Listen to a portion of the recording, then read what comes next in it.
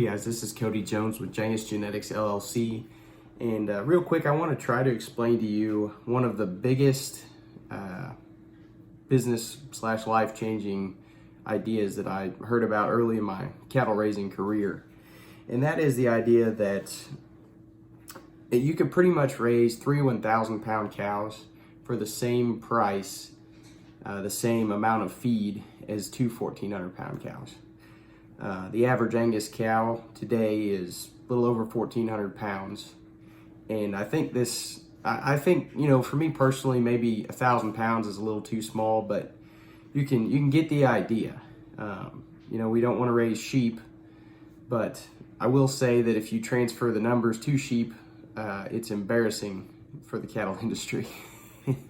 But that's a whole nother ordeal. They're a lot harder to keep alive. So, anyway, this is the idea of focusing of dollars per acre versus dollars per head, is kind of where I'm going with this. And the idea was explained to me that a corn grower wouldn't go out and try to grow the biggest corn stalk he could get.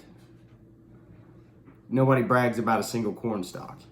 What they're doing is they're going out and they're trying to grow as many bushels per acre as you could get. And it's the same idea for cattlemen too. I think we have to get our mind away from weaning weights of specific animals, especially in maternal herds or herds where we're keeping back our own females as replacements. And we need to focus on the longevity and the profitability of our cow herds. And so here's the math. I'll go through this as easily as I can here. Stick with me. So, 1,400 pound cow, and this is, you can find these studies everywhere. I don't think they're exactly right. I think a bigger cow is going to eat more than a small cow, and I think they're both going to, in my experience, waste more than 3% of their body weight. That may be all they're eating, but they're definitely using more closer to 4 to 5% when it's all said and done. And that's including leaving a little bit for the land to grow back. So 1,400 pound cow at 3% of their body weight, which is pretty standard acceptable of what they need to eat, is 42 pounds of dry matter per day. 1,000 pound cow at 3% of her body weight is 30 pounds per day. So that math's pretty simple. And the short version is 2 1,400 pound cows are going to eat about 84 pounds. 3 1,000 pound cows are going to eat about 90 pounds. And really, honestly, that difference isn't enough to make up for that extra 6 pounds. You're way better off getting that third calf for free. Now, the little bit more complicated answer to this is we've pushed weaning weights really hard in the cattle industry, but we haven't seen that much difference in the last few years. So a cow is probably not, most cows are not going to wean 50% of their body weight. You're probably looking closer to 40, but for simplicity of math, we're gonna run it 50% body weight weaned, no calf loss, anything like that. And so what that looks like is a 1,400 pound cow is going to wean 700 pounds of calf. A 1,000 pound cow is going to wean 500. And if you do the math on this, in my opinion, the 1,000 pound cow is going to come out a lot better than this. But you've got 100 cows is kind of your goal. The old standard, 100 cows, raise a family. You run that at 365 days at 30 pounds for that 1,000 pound cow food a day. That's 1,095,000 pounds. So if you take 1,095,000 pounds and you run it up here, divided by 365 at 42 pounds for a 1,400 pound cow, you're only able to run 71 cows. That's almost 30% difference. And to me, that is huge. Getting 30% less calves is massive. And again, we ran these numbers at 50% of their body weight being weaned. If you're not feeding grain and throwing, in my environment, it's very unlikely for a 1,400 pound cow to wean much bigger calf than a 1,000 pound cow. It just is. I've seen it. There might be a 50, maybe 60 pound difference if she's a good milker, but to get them bred back, They require a lot more energy and a lot more intake for a 1,400 pound cow. So we're keeping it simple. What I'm saying is you could probably run several more 1,000-pound cows than you could 1,400 pound cows than I'd put in this scenario. So 71 cows, 700 pound calves, that's 49,700 pounds of calf weaned.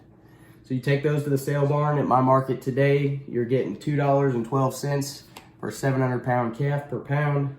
That's $105,364 is the math on that. I rounded here because I ran out of space. Now for your 100 cows that are 1,000 pounds, we need 500 pound calves. That's 50,000 pounds, and they're bringing $1.64. So that's, I'm gonna do math in my head here. That's 42 cents difference. That's 42 cents higher. And if you go down to 400 pound calves, anywhere in that 4 range, you're shooting up another 10, 15 cents. You cut it back down to 600 pounds, you're going to gain a few cents there too. So it's a give and take. Even if you're not weaning these big numbers, it's still going to be relevant. So $132,000 is what we got off our 100,000 pound cows. $105,364 is what we got off of our 1,400 pound cows. So you're looking at $26,636 difference. And this math, that's pretty close to what I heard it a few years ago. So it's not like it's something that changes, year to year. That's a $26,000 difference. I mean, for most people, especially young farmers, that's that's almost a farm payment on a smaller farm. You can do a lot of things with $26,000. So you make your own decisions. I'm not going to tell you what to do. It's just something that I pondered really hard. And when I noticed that my bulls were, when I bought an industry standard bull that was walking out through my pasture, and I thought my neighbor's horse got out on my place again, I said, he's awful skinny, awful tall. There's a lot of leg there. I'm not sure this is the direction I want to go.